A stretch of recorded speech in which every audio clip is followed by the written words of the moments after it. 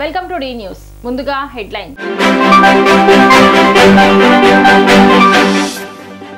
క్రీడాకారులకు ఆధునిక సాంకేతిక పరిజ్ఞానంతో కూడిన సేవలు అందించే దిశగా రాష్ట్రంలో నూతన ఆవిష్కరణలు చేపడుతున్నామని అన్న రాష్ట్ర రవాణా, యువజన మరియు క్రీడా శాఖల మంత్రి మండిపల్లి రాంప్రసాద్ రెడ్డి.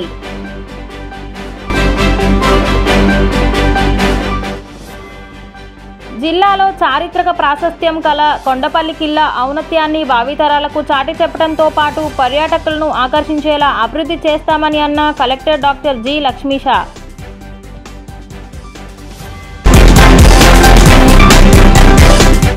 నారా లోకేష్ పాదయాత్ర సమయంలో లారీ ఓనర్ సమస్యలను, గ్రీన్ ట్యాక్స్ వల్ల పడ్డ ఇబ్బందులను తొలగిస్తానని నారా లోకేష్ హామీ ఇచ్చారని, వాటిని పరిష్కరించాలని అన్న ఏపీ లారీ ఓనర్స్ అసోసియేషన్. క్రీడాకారులకు ఆధునిక సాంకేతిక పరిజ్ఞానంతో కూడిన సేవలు అందించే దిశగా రాష్ట్రంలో నూతన ఆవిష్కరణలను చేపడుతున్నామని రాష్ట్ర రవాణా, యువజన మరియు క్రీడా శాఖల మంత్రి మండిపల్లి రాంప్రసాద్ రెడ్డి తెలిపారు.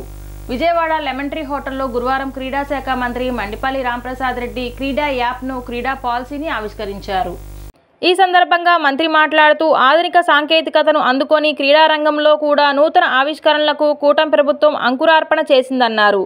క్రీడా సంఘాలకు క్రీడా పోటీల సమాచారానికి సంబంధించిన సమగ్రమైన సమాచారాన్ని అందించే దిశగా క్రీడా యాప్ను ఆవిష్కరించడం జరిగిందన్నారు. క్రీడా యాప్ ద్వారా క్రీడాకారులను ఏ విధంగా మెరుగైన సేవలు అందించాలో ముఖ్యమంత్రి నారా చంద్రబాబు నాయుడు నాయకత్వంలో చర్యలు తీసుకోవడం జరుగుతుందన్నారు. ముఖ్యమంత్రి నూతన సాంకేతిక పరిజ్ఞానానికి పెద్దపీట వేస్తారని, ఆయన సూచనల మేరకు రాష్ట్రంలో రాబోయే కాలంలో క్రీడాకారుల భవిష్యత్తుకు గట్టి పునాదులు వేసే విధంగా కార్యక్రమాలు చేపడుతున్నామన్నారు. దేశంలో ఏ రాష్ట్రంలో లేని విధంగా మన ముఖ్యమంత్రి నూతన ఆలోచనలను పొందుపరిచి ఎన్నో విషయాల కలయికగా రాబోయే తరానికి ఒక దిక్సూచిగా ఉండే విధంగా క్రీడా పాలసీ తయారు చేయడం జరిగిందన్నారు. జిల్లాలో చారిత్రక ప్రాశస్త్యం గల కొండపల్లి కిల్లా ఔన్నత్యాన్ని భావితరాలకు చాటి చెప్పడంతో పాటు పర్యాటకులను ఆకర్షించేలా అభివృద్ధి చేస్తామని జిల్లా కలెక్టర్ డాక్టర్ జి లక్ష్మీష తెలిపారు. సాంస్కృతిక, పురావస్తు, మ్యూజియం, టూరిజం శాఖల సమన్వయంతో కొండపల్లి కిల్లాకు పూర్వవైభవం తెచ్చేందుకు చర్యలు తీసుకుంటామని తెలిపారు. ఇబ్రహీంపట్నం సమీపంలోని కొండపల్లి కిల్లా అభివృద్ధి చేసేందుకు జిల్లా కలెక్టర్ డాక్టర్ జి లక్ష్మీష, ప్రభుత్వ ప్రిన్సిపల్ సెక్రటరీ జి వాణిమోహన్ ఇతర అధికారులతో కలిసి కొండపల్లి కిల్లాను పరిశీలించారు. ఈ సందర్భంగా మీడియా ప్రతినిధులతో కలెక్టర్ లక్ష్మీష మాట్లాడుతూ జిల్లాకు తలమానికమైన కొండపల్లి కిల్లాను అభివృద్ధి చేసి పర్యాటకులకు మరింత ఆకర్షించేందుకు చర్యలు తీసుకుంటున్నట్లు తెలిపారు. అత్యంత ప్రాశస్త్యం కలిగిన కిల్లా చరిత్రకు సజీవంగా నిలిపేందుకు సీఎం చంద్రబాబు నాయుడు ప్రత్యేక శ్రద్ధ పెట్టారన్నారు. కొండపల్లి కోట చరిత్ర సజీవంగా నిలిపే విధంగా మరమ్మతులు నిర్వహించి సందర్శకులకు అందుబాటులోకి తీసుకువచ్చారన్నారు. స్వర్ణాంధ్ర 2047లో విజన్ డాక్యుమెంట్లో పర్యాటక రంగానికి అత్యంత ప్రాధాన్యతనిచ్చారన్నారు. కొండపల్లి పోర్టులో ఉన్న మౌలిక వసతులను అభివృద్ధి చేసేందుకు చర్యలు తీసుకుంటామన్నారు. పర్యాటకులను ఆకర్షించే విధంగా ప్రతిరోజు సాంస్కృతిక కార్యక్రమాలను నిర్వహించేలా ఆలోచన చేస్తున్నామన్నారు. ప్రభుత్వ ప్రిన్సిపల్ సెక్రటరీ జి వాణిమోహన్ మాట్లాడుతూ ఎంతో చారిత్రకమైన కొండపల్లి కోట దాదాపు శిథిలావస్థలోకి చేరుకున్న తరుణంలో 2019 సంవత్సరంలో కొండపల్లి కోటను అభివృద్ధి చేసేందుకు నిధులు కేటాయించామన్నారు. జిల్లా యంత్రాంగం సహకారంతో సిఎస్ఆర్ నిధుల ద్వారా మరమ్మతులు, మౌలిక వసతులు కల్పించాలని జిల్లా కలెక్టర్ దృష్టికి తీసుకువచ్చామన్నారు. ప్రత్యేక రోజులలో కొండపల్లి పోర్ట్ నందు పర్యాటకులకు ఆకర్షించే విధంగా సహజసిద్ధమైన వాతావరణంలో శుభకార్యాలు నిర్వహించుకునేలా ప్రజల్లో అవగాహన కల్పించాలని ఆలోచన చేస్తున్నామని, తద్వారా కొండపల్లి కోటకు మరింత ప్రాచుర్యం ఏర్పడుతుందని వాణిమోహన్ తెలిపారు.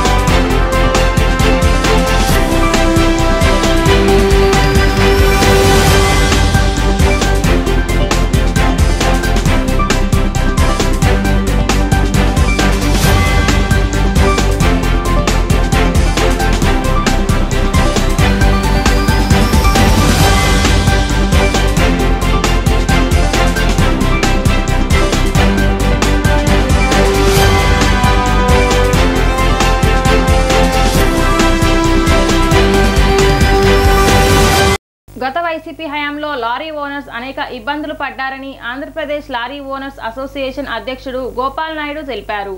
నారా లోకేష్ పాదయాత్ర సమయంలో తమ సమస్యలు చెబితే కూటమి అధికారంలోకి వచ్చి 100 రోజులు కమిటీ వేసి పరిష్కరిస్తామని హామీ ఇచ్చారని, ఆ హామీ ప్రకారం తమ సమస్యలు పరిష్కారం చేయాలని డిమాండ్ చేశారు.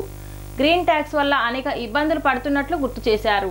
ఆంధ్రప్రదేశ్ లారీ ఓనర్స్ అసోసియేషన్ సర్వసభ్య సమావేశం బెన్ సర్కిల్ వద్ద ఉన్న కార్యాలయంలో జరిగింది.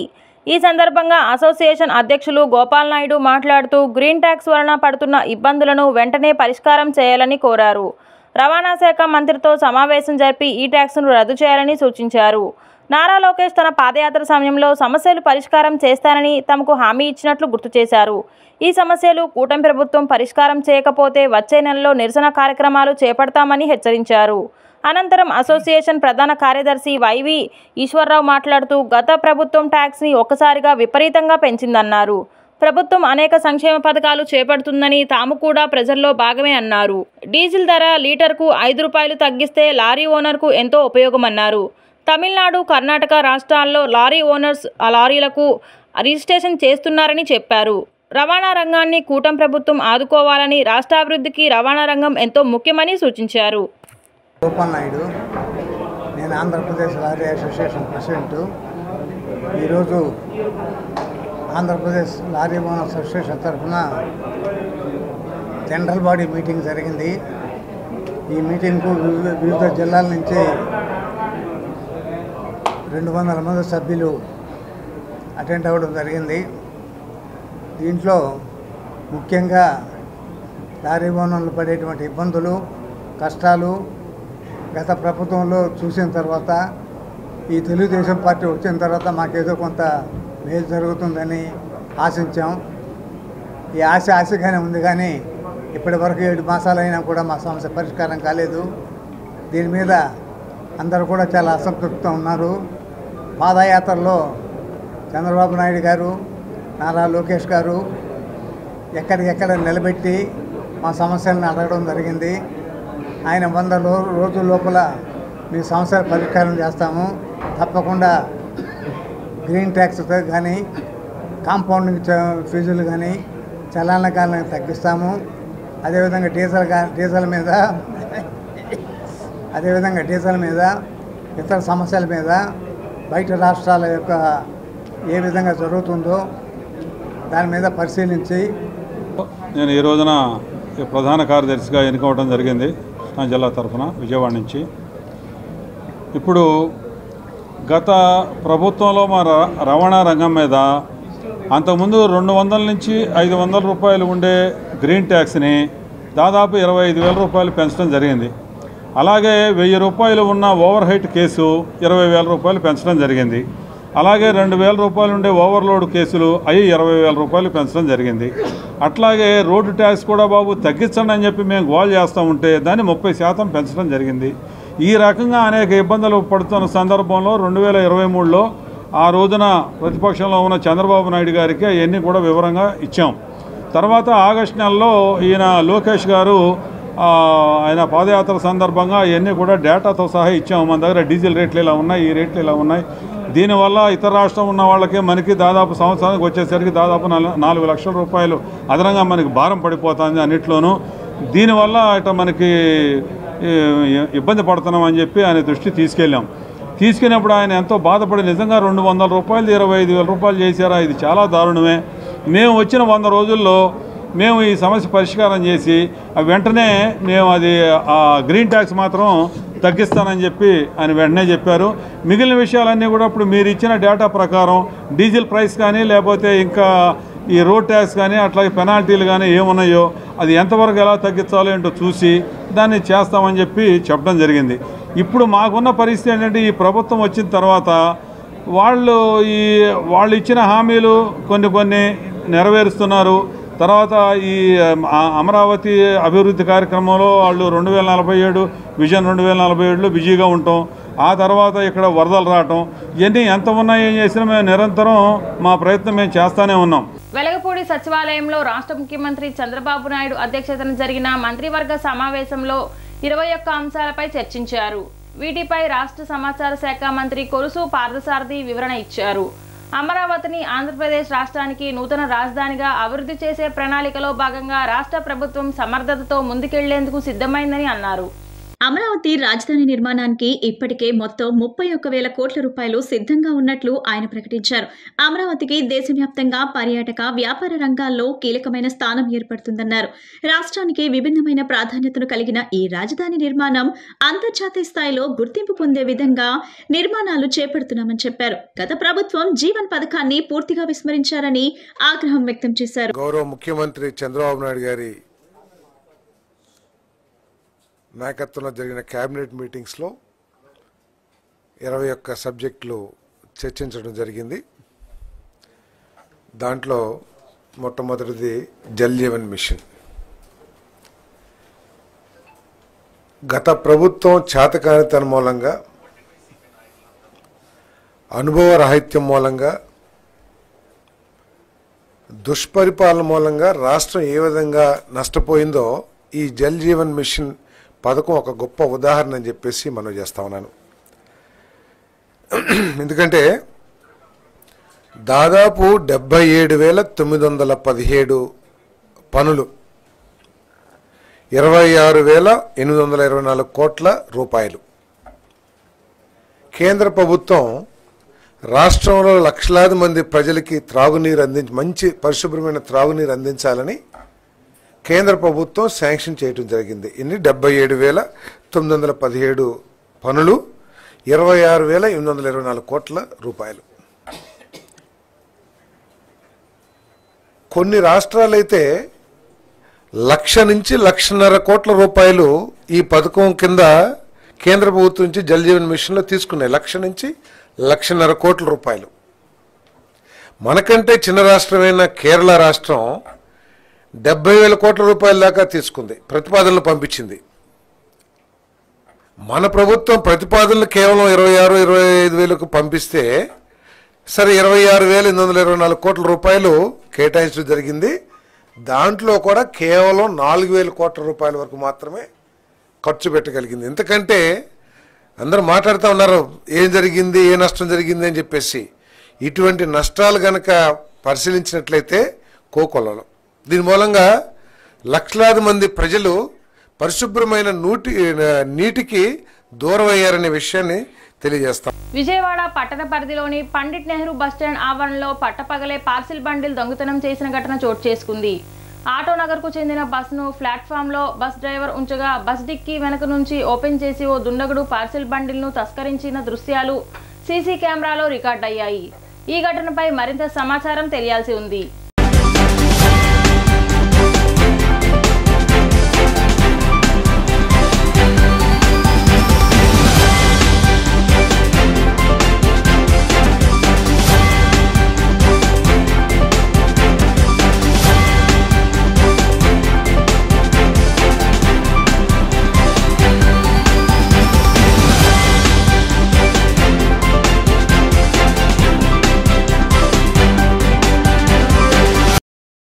కూటమి ప్రభుత్వం అధికారంలోకి వచ్చి 6 నెలల కాలంలోనే స్థానిక ఎమ్మెల్యే గద్దె రామ్మోహన్ ఒక మంచి కార్యక్రమం కూడా చేయలేదని ఎన్టీఆర్ జిల్లా వైసీపీ అధ్యక్షులు దేవినేని అవినాష్ విమర్శించారు. నిరంతరం మాజీ సీఎం జగన్ పై బురద జల్లుతూ కాలం గడుపుతున్నారని మండిపడ్డారు. వయసు పెరిగినా సిగ్గుసరం లేదంటూ ధ్వజమెత్తారు. గుణదల్లోని ఎన్టీఆర్ జిల్లా వైసీపీ కార్యాలయంలో ఏర్పాటు చేసిన విలేకరుల సమావేశంలో దేవినేని అవినాష్ మాట్లాడారు. తూర్పు నియోజకవర్గంలో షాదీఖానాకు అన్ని అనుమతులు గత టీడీపీ ప్రభుత్వం ఇచ్చిందని చెప్పడానికి సిగ్గు లేదా అని ప్రశ్నించారు. కార్పొరేషన్ ఎన్నికల సమయంలో షాదీఖానా కోసం అప్పటి ముఖ్యమంత్రి జగన్ ని అడిగింది తమని గుర్తు చేశారు. ఎన్నికల అనంతరం జగన్ ని కలిసి ఒప్పించి షాదీఖానాకు స్థలం తెప్పించుకున్నామని, కార్పొరేషన్ తరపున ₹1 కోటి మంజూరు చేయించామని చెప్పారు. కూటమి ప్రభుత్వం ఏర్పడిన 6 నెలల కాలంలో షాదీఖానా నిర్మాణంలో చిన్న ఇటుకైనా పేర్చారని ప్రశ్నించారు. తూర్పు నియోజకవర్గంలో ఏ శంకుస్థాపన చేసినా, ప్రారంభోత్సవం చేసినా ఆ క్రెడిట్ గత వైసీపీ ప్రభుత్వందే అని తేల్చి చెప్పారు.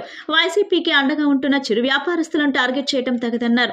తమపై కోపంతో తోపుడు బండ్లు వ్యాపారం చేసుకునే వారిని టార్గెట్ చేయడం ఏమిటని ప్రశ్నించారు. ఇప్పటికైనా కూటమి ప్రభుత్వం నేతలు కక్ష సాధింపు చర్యలు మానుకొని సూపర్ 6 హామీలను నెరవేర్చాలని ఆయన డిమాండ్ చేశారు. ఈరోజు ఈ మీడియా సమావేశం చేసిన పెద్దలు జగ్గేపేట నియోజకవర్గ సమన్వయకర్త తండ్రి నాగేశ్వరరావు గారికి, అదేవిధంగా మీడియా సోదరులందరికీ నమస్కారం తెలియజేస్తూ, ఈరోజు ముఖ్యంగా ఈ మీడియా సమావేశం ఒక ముఖ్య ఉద్దేశం తూర్పు నియోజకవర్గంలో స్థానిక శాసనసభ్యులు గద్దె రామ్మోహన్ కూటమి ప్రభుత్వం అధికారంలోకి వచ్చిన 6 నెలలుగా ఏ ఒక్క కార్యక్రమం గారు చేయకుండా, ఒక అభివృద్ధి కార్యక్రమం లేదు, చంద్రబాబు నాయకత్వంలో ఒక సంక్షేమ కార్యక్రమాలు చేయకుండా నిరంతరం ఉదయం లేచిన తర్వాత ఈ రోజు గర జగన్మోహన్ రెడ్డి గారి మీద వైఎస్ఆర్ కాంగ్రెస్ పార్టీ మీద ఒక అబద్ధాలు ప్రచారం చేసుకుంటూ కాలం గడుపుతున్నారు ఈరోజు గద్దె రామ్మోహన్, అదేవిధంగా కూటమి ప్రభుత్వంలోని నాయకులు.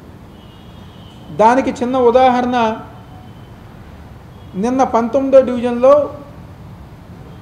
షాదీఖానాన్ని వాళ్ళు పరిశీలిస్తానికి వాళ్ళు వెళ్ళారు. నిజంగా మరి అంత వయసు వచ్చింది,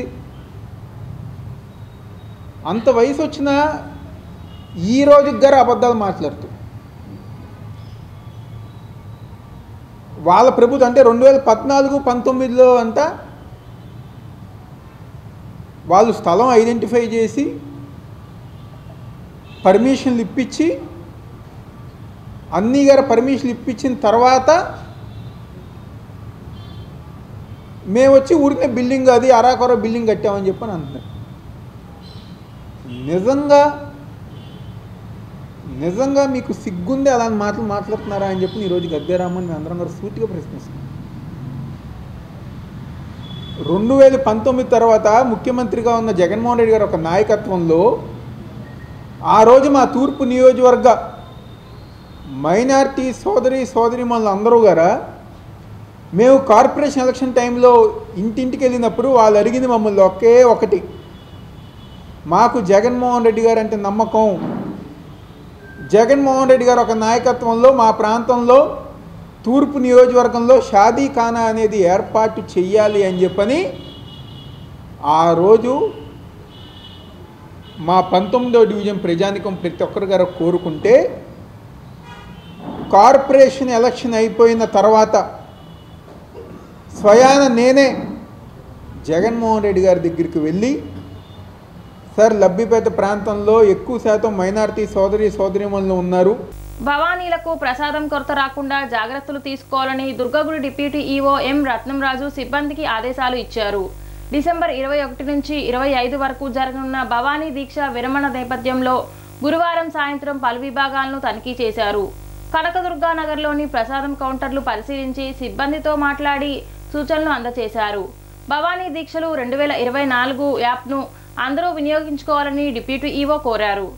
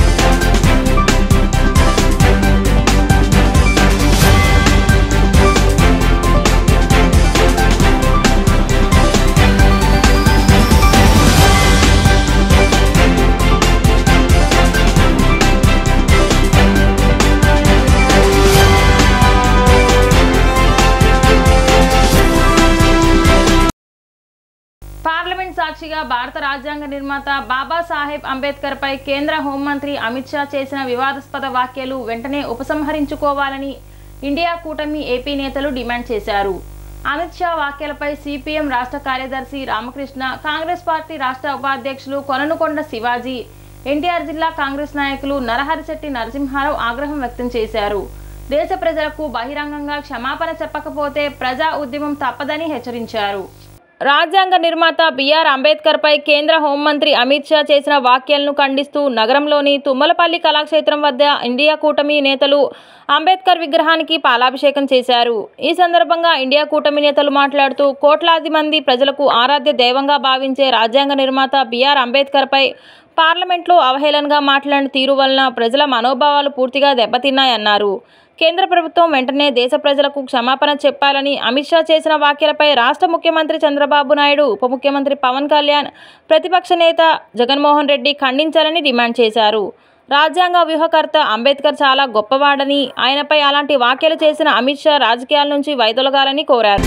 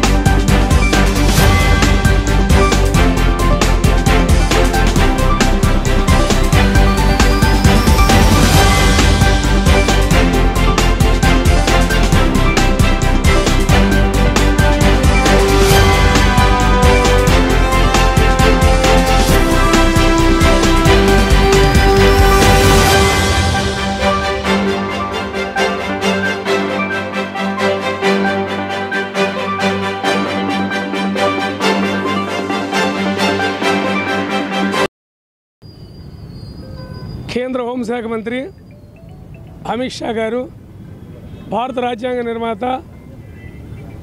నిర్మాణానికి చైర్మన్గా వ్యవహరించినటువంటి మాజీ కేంద్ర మంత్రివర్యులు, ప్రముఖ న్యాయవాది, ప్రపంచ మేధావైనటువంటి బాబాసాహెబ్ అంబేద్కర్ గారి మీద ఆయన చేసిన అనుచిత వ్యాఖ్యల్ని ఇవాళ యావత్ భారతదేశం ఖండిస్తున్నది. విపక్షాలు ఖండిస్తుంటే వాడి మీద లేనిపోయినటువంటి నిందలేస్తున్నారు. ఒక వామపక్షాలు కానీ అక్కడ ఉన్నటువంటి రాహుల్ గాంధీ గారు కానీ పార్లమెంటు ప్రతిపక్ష నాయకుడు మాట్లాడినా కూడా లెక్క లేకుండా ఉంది.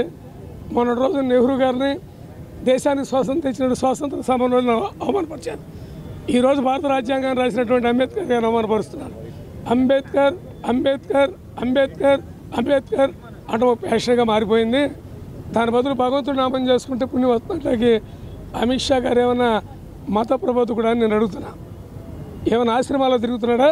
ఈ దేశానికి హోంమంత్రిగా కాకుండా తక్షణం ఏమాత్రం రాజ్యాంగం మీద విలువ ఉండా, అంబేద్కర్ గారి మీద గౌరవం ఉండా, తక్షణం ఆయన్ని కేంద్ర మంత్రివర్గం నుంచి బర్తరఫ్ చేయాలని కాంగ్రెస్ పార్టీ మేము డిమాండ్ చేస్తున్నాం. అలాగే వాడు ఆయన చేసిందని నేను సమర్థిస్తున్నాను అన్నాడు నిస్సంకోచంగా. ఎవరు ఈ దేశ సంపదని అందరికి పంచిపెట్టేటటువంటి మహనీయుడు డాక్టర్ బిఆర్ అంబేద్కర్ భారతదేశ రాజ్యాంగ నిర్మాత, ప్రపంచంలోనే అతిపెద్ద మేధావి. ఆయన అవమానించిన అమిత్ షా భారత జాతికి క్షమాపణలు చెప్పాలని డిమాండ్ చేస్తూ ఉన్నాం. అదేవిధంగా నిస్సిగ్గుగా ఈ దేశ ప్రధాని నరేంద్ర మోడీ గారు అమిత్ షా వ్యాఖ్యలను సమర్థిస్తూ ఉన్నారంటే బీజేపీ ఆర్ఎస్ఎస్ నాయకుల యొక్క భావజాలం ఏమిటో దీన్ని బట్టి అర్థమవుతూ ఉంది. వాళ్ళకి రాజ్యాంగంపై నమ్మకం లేదు. మనుస్మృతి ఆధారంగా రాజ్యాంగం కావాలనే కోరుకునే శక్తులు దేశంలో అధికారంలో వచ్చిన తర్వాత ఇవాళ ఓపెన్గా ఇవాళ సాక్షాత్తు పార్లమెంట్లోనే రాజ్యాంగ నిర్మాత బాబాసాహెబ్ అంబేద్కర్ గారిని అవమానపరచడం జరిగింది. ఈ అవమానాన్ని నిరసిస్తూ దేశవ్యాప్తంగా నిరసన కార్యక్రమాలు చేపట్టాం. అమిత్ షా ఖచ్చితంగా మంత్రివర్గం నుంచి వైదొలగాలి. ప్రధానమంత్రి జాతికి క్షమాపణ చెప్పాలి. ఇది చెప్పేంత వరకు కూడా దేశవ్యాప్తంగా ఉద్యమాన్ని తీవ్రతరం చేస్తాం. దేశవ్యాప్తంగా ఉన్న లౌకిక శక్తులన్నీ కూడా స్పందించాలని కోరుతా ఉన్నాం. దురదృష్టవశాత్తు మన ఆంధ్రప్రదేశ్ రాష్ట్రంలో ముఖ్యమంత్రిగా ఉన్న చంద్రబాబు నాయుడు గారు, మాజీ ముఖ్యమంత్రిగా ఉన్న జగన్మోహన్ రెడ్డి గారు వాళ్ళు అమిత్ షా వ్యాఖ్యలను ఖండించడానికి ముందుకు రావాలని కోరుతా ఉన్నాం. ఎన్నాళ్ళు భయంతో బతుకుతారని అడుగుతా ఉన్నాం. ఈ దేశ రాజ్యాంగాన్ని ప్రసాదించిన అంబేద్కర్ను అవమానించిన హోమ్ మినిస్టర్ కాంగ్రెస్ కమ్యూనిస్ట్ పార్టీలు ప్రజా సంఘాల ఆధ్వర్యంలో ఈరోజు పెద్ద ఎత్తున 17వ తారీఖు నాడు పార్లమెంట్లో ఈ దేశ హోంమంత్రి అమిత్ షా ఎకసక్యంగా ఎకతాళిగా అంబేద్కర్ అనే మాట ఉపయోగించి అవహేళన చేసిన వైనం భారతదేశ ప్రజానీకాన్ని పూర్తిగా కలసివేసింది. హిందీ రాష్ట్రాల్లో పెద్ద ఎత్తున మోడీ గారిని డిమాండ్ చేస్తూ ఉన్నారు అమిత్ షాని మంత్రివర్గం నుంచి తొలగించాలని. ఆంధ్రప్రదేశ్లో కూడా రిజర్వేషన్ వర్గాలు ఏదైతే కూటమిలో అంబేద్కర్ గారి బొమ్మ పెట్టుకొని గెలిచారో వీళ్ళందరూ కూడా రామకృష్ణ గారు చెప్పినట్టు ఎందుకు మీరు మౌనంగా ఉన్నారో మీరు కూడా అమిత్ షా వైఖరిని ఖండించాలని కోరుతా ఉన్నాం. అంబేద్కర్ అనేది మాకు ఒక యుద్ధ నినాదం. బాబాసాహెబ్ అంబేద్కర్ అనేది ఒక యుద్ధ నినాదం. దాన్ని మేము ఎప్పుడు ఆచరిస్తాం, గౌరవిస్తాం. దాన్ని విచ్ఛిన్నం చేసే శక్తుల అప్రమత్తంగా ఉంటాము, వాళ్ళని ఓడిస్తామని చెబుతూ రాబోయే రోజుల్లో పెద్ద ఎత్తున ప్రజాతంత్ర శక్తులు, లౌకిక శక్తులు అన్నీ కూడా ఇండియా కూటమి మద్దతుగా అమిత్ షా రాజీనామా ఇచ్చే వరకు, అమిత్ షా క్షమాపణ చెప్పే వరకు ఈ ఆందోళన కొనసాగుతాయని చెప్పి మేధావి డాక్టర్ బిఆర్ అంబేద్కర్ గారిని స్వాతంత్రం వచ్చి మన ప్రత్యేకంగా రాజ్యాంగాన్ని రచించుకునే సమయంలో ఈ దేశంలో ఉన్నటువంటి అన్ని రాజకీయ పార్టీలు, మేధావులు, నిపుణులు వీరందరూ కలిసి రాజ్యాంగాన్ని రచించేందుకు రాజ్యాంగ పరిషత్తుకు ఆయన్ని చైర్మన్గా ఎన్నుకున్నారు. దానికి న్యాయం చేశారు ఆ రాజ్యాంగానికి. ఇవాళ రాజ్యాంగం 75 సంవత్సరాలుగా బ్రహ్మాండంగా నడుస్తూ ఉంది. ఈ దేశంలో ఉన్నటువంటి ముఖ్యంగా బడుగు బలహీన వర్గాలు, ముఖ్యంగా అలానే మైనారిటీలు వీళ్ళందరి యొక్క సంక్షేమాన్ని, అభివృద్ధిని కాంక్షించే పద్ధతిలో మన రాజ్యాంగాన్ని ఆయన రచించాడు. అలాంటి మేధావిని ఆ రోజున ఉన్నటువంటి నెహ్రూ గారి ప్రభుత్వం ఆయన న్యాయశాఖ మంత్రిగా చేసుకొని పరిపాలన సాగించినటువంటి పరిస్థితి అనేది ఉంది. ఈ రోజున అలాంటి మేధావిని భారత ప్రజలు ఏ రోజున ఎక్కడ మర్చిపోవటం లేదు. ఇది సహించలేనటువంటి ఆర్ఎస్ఎస్, విశ్వ హిందూ పరిషత్తు మూలాలు ఉన్నటువంటి ఇంటర్నెట్ కేబుల్ సర్వీసులను ప్రజలకు తక్కువకు ఇవ్వాలని గతంలో చంద్రబాబు ఏపీ ఫైబర్ నెట్ ప్రారంభించారని AP fibre net chairman GV Reddy తెలిపారు. 2019 నాటికి 10 లక్షల కనెక్షన్లు ఉన్నాయని 2020 నాటికి కేవలం 5 లక్షల కనెక్షన్లకు పడిపోయాయన్నారు. విజయవాడలో ఏర్పాటు చేసిన విలేకరుల సమావేశంలో ఆయన మాట్లాడుతూ వైసీపీ ప్రభుత్వ హయాంలో రామ్ గోపాల్ వర్మ దర్శకత్వం వహించిన వ్యూహం సినిమాకు 2.15 కోట్లు ఫైబర్ నెట్ సంస్థ తరపున చెల్లించారని, వ్యూస్ ప్రకారం డబ్బులు చెల్లించేలా ఒప్పందం జరిగిందని తెలిపారు. అయితే ఆ సినిమాకి 1863 వ్యూస్ మాత్రమే వచ్చాయని, అంటే ఒక్కో వ్యూస్ కు 11,000 చెల్లించినట్లు అయిందన్నారు. ఇలా అనేక అవకతవకలు జరిగాయని నిర్ధారణ అయిందన్నారు. గత వైసీపీ ప్రభుత్వ హయాంలో ఏపీ ఫైబర్ ఎన్నో అవకతవకలు జరిగాయని, కనెక్షన్లు కూడా సగానికి పైగా పడిపోయాయని తెలిపారు. టీడీపీ హయాంలో అన్ని విధాలుగా తయారు చేసిన సంస్థకు మెయింటెనెన్స్ పేరుతో 1,000 కోట్లు ఖర్చు పెట్టారని ఆరోపించారు. గతంలో అక్రమంగా ఎంపిక చేసిన వారిని పూర్తిగా తొలగిస్తామని, పూర్తి పారదర్శకంగా ఉండేలా తాము ఖాళీలు భర్తీ చేస్తామన్నారు. కేబుల్ ఆపరేటర్లతో సమావేశాలు పెట్టి ఫైబర్ నెట్ ను మరింత అభివృద్ధి చేస్తామని స్పష్టం చేశారు. అందరికీ నమస్కారం. మీ అందరికీ తెలిసిందే, లాస్ట్ మంత్ నవంబర్ 15వ తేదీన నేను ఏపీ స్టేట్ ఫైబర్ నెట్ దానికి చైర్మన్గా ఛార్జ్ తీసుకోవడం జరిగింది. దాదాపు 4 రోజులు దాటింది. ఆ రోజు ఛార్జ్ తీసుకున్నప్పుడు నేను చాలా బ్రీఫ్గా చెప్పడం జరిగింది. ఎందుకంటే ఆ రోజుకు ఛార్జ్ తీసుకున్న రోజుకు నా చేతిలో ఎటువంటి సమాచారం లేదు. ఒక 15-20 రోజుల తర్వాత మొత్తం సమాచారం సేకరించిన తర్వాత మీడియా ముందుకు వచ్చి ఈ సంస్థ గురించి ఏంటనేది చెప్తానని చెప్పాను. బట్ కొంత టైం ఎక్కువ తీసుకోవడం జరిగింది. కొంత డేటా తీసుకోవడంలో డిలే అవ్వడం వల్ల అదొకటి. రెండోది వచ్చేసి మనందరికీ తెలిసిందే, ఈ సంస్థ 2015 అక్టోబర్లో నాడు ముఖ్యమంత్రిగా ఉన్నటువంటి శ్రీ నారా చంద్రబాబు నాయుడు గారు స్థాపించడం జరిగింది వారి ఆధ్వర్యంలో.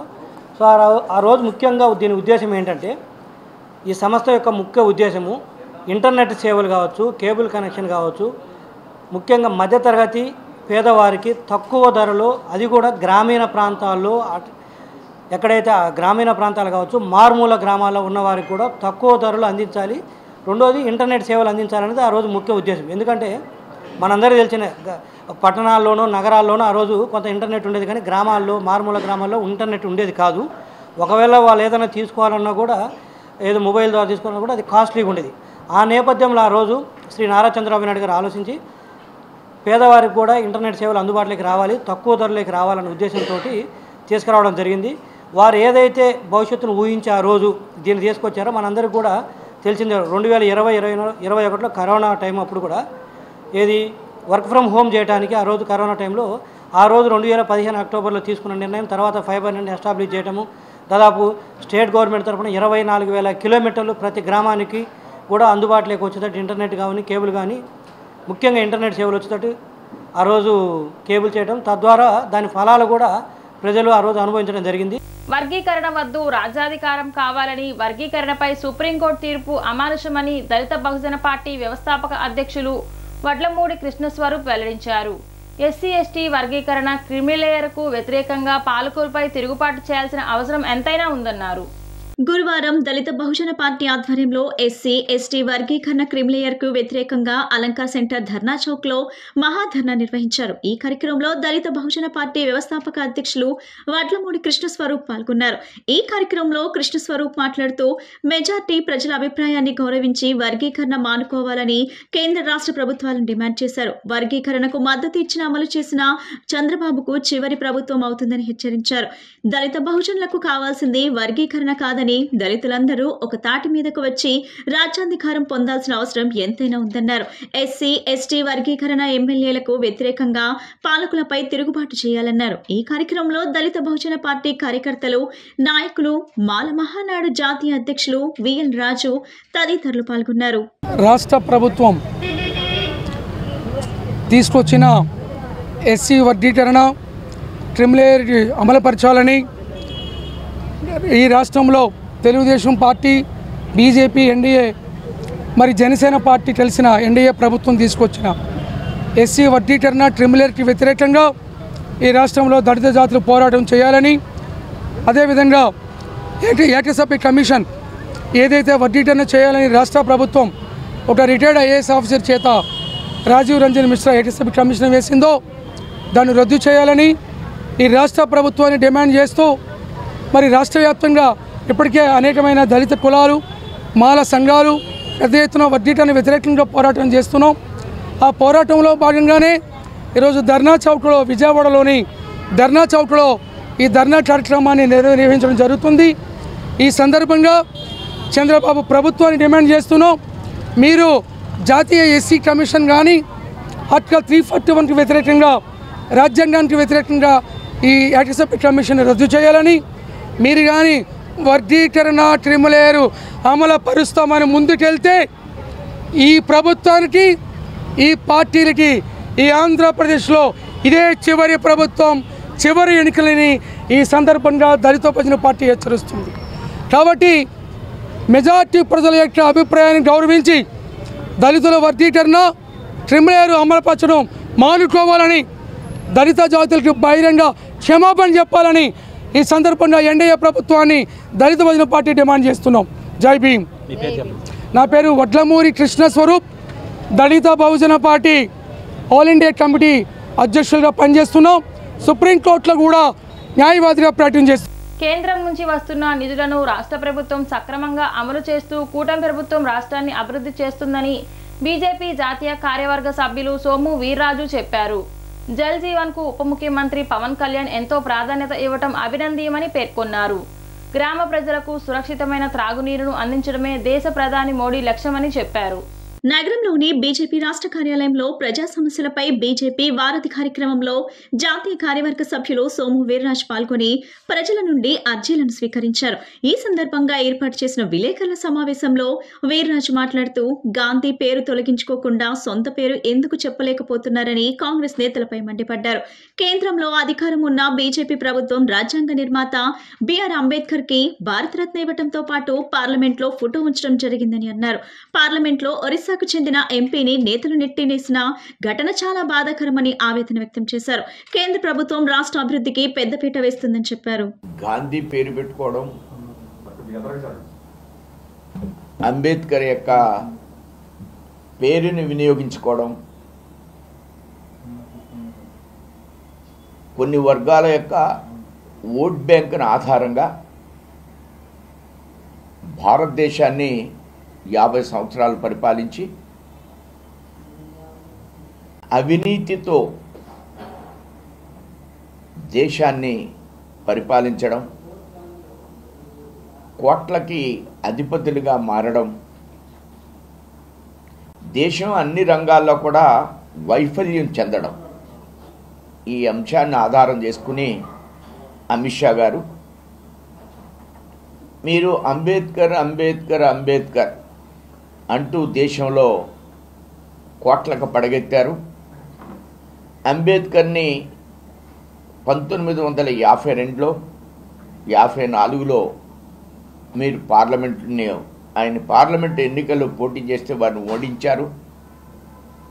అదే అంబేద్కర్కి అనేక విధాలుగా మేము వాటికి భారతరత్న ఇవ్వడం కానీ, పార్లమెంట్లో వారి ఫోటోని పెట్టడం కానీ,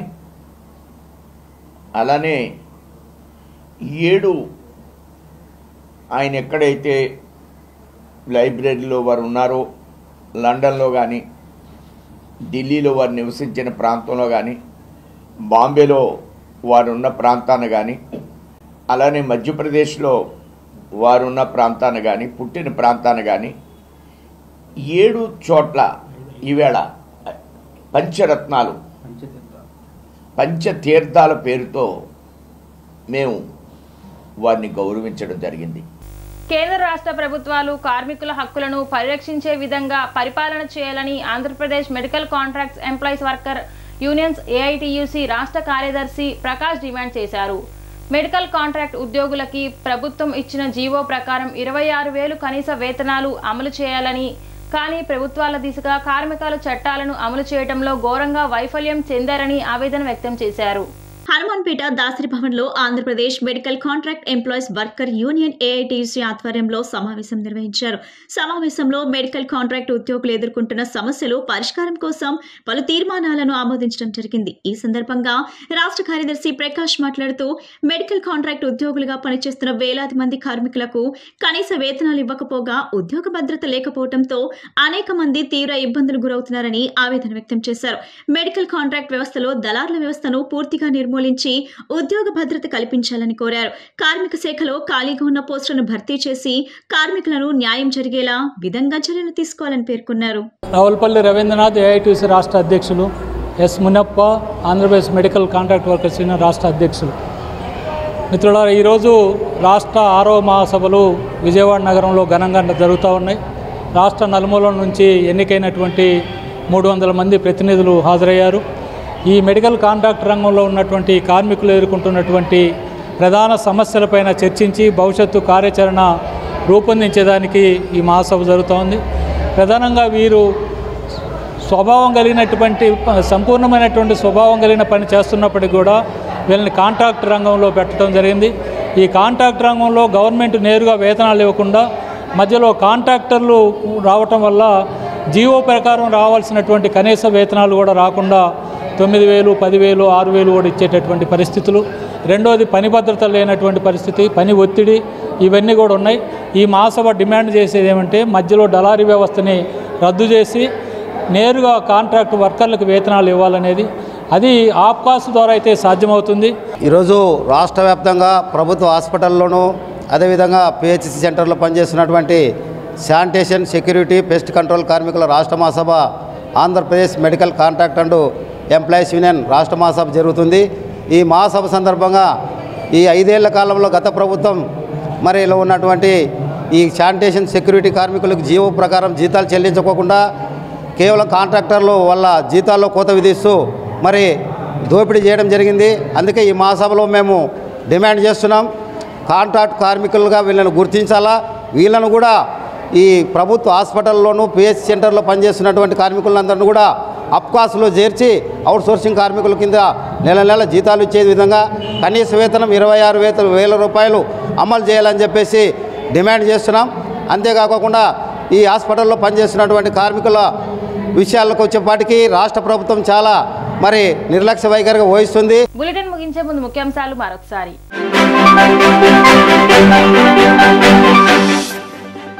క్రీడాకారులకు ఆధునిక సాంకేతిక పరిజ్ఞానంతో కూడిన సేవలు అందించే దిశగా రాష్ట్రంలో నూతన ఆవిష్కరణలు చేపడుతున్నామని అన్న రాష్ట్ర రవాణా, యోజన మరియు క్రీడా శాఖల మంత్రి మండిపల్లి రాంప్రసాద్ రెడ్డి.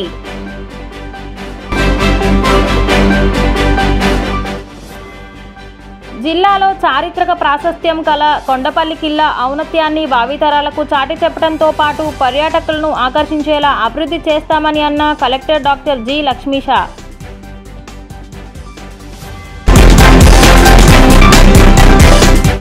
నారా లోకేష్ పాదయాత్ర సమయంలో లారీ ఓనర్ సమస్యలను గ్రీన్ ట్యాక్స్ వల్ల పడ్డ ఇబ్బందులను తొలగిస్తానని నారా లోకేష్ హామీ ఇచ్చారని వాటిని పరిష్కరించాలని అన్న ఏపీ లారీ ఓనర్స్ అసోసియేషన్. ఈ న్యూస్కి సమాప్తం. మళ్ళీ నెక్స్ట్ బులెటిన్లో కలుద్దాం.